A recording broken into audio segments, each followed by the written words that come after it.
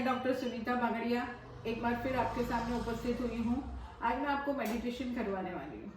क्या होता है कि हम कोई भी चीज़ के लिए सोचते हैं कि हम ये करेंगे ये करेंगे ये करेंगे, कोई थॉट्स हमारे मन में आता है, कोई विचार आता है, कोई योजना आती है, कोई बताता है कि ये करना चाहिए, कि इसकी दुकान खोल लीजिए या इसका ये कर लीजिए या ये नौकरी कर लीजिए या ये काम कर लीजिए, ये कोई भी दिमाग में कोई भी चीज़ आती है तो हम लोग तुरंत उसको फॉलो करने लगते हैं।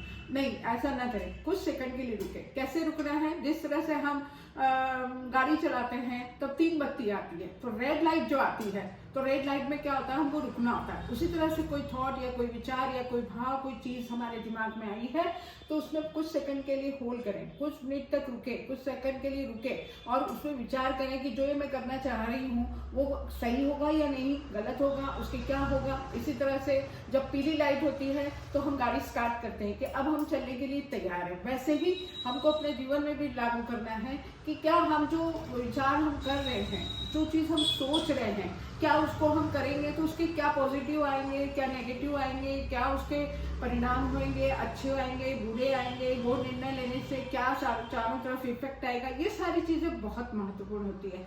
और उसके बाद आती है ग्रीन लाइट।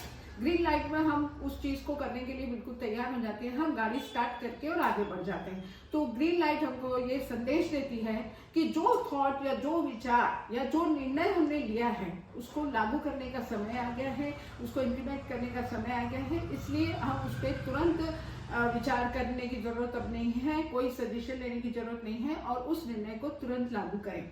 इस तरह से जब हम कोई योजना बनाते हैं, इस तरह से जब हम कोई काम करते हैं, इस तरह से कोई चीज़ करने की कोशिश करते हैं तो बहुत ही उसके जो रिजल्ट्स आते हैं बहुत पॉजिटिव आते हैं। तो ये एक तरह का मेडिटेशन है 3 बत्ती का और स्पेशली लाल बत्ती का, है ना। लाल बत्ती हमको रुकने के लिए प्रेरित करती है कि जो स्पीड हमने ले रखी है, जो हमने गति ले रखी है, उस गति पे कुछ क्षण के लिए विराम लें और उसके बाद जो सोच विचार करके हम आगे बढ़ें।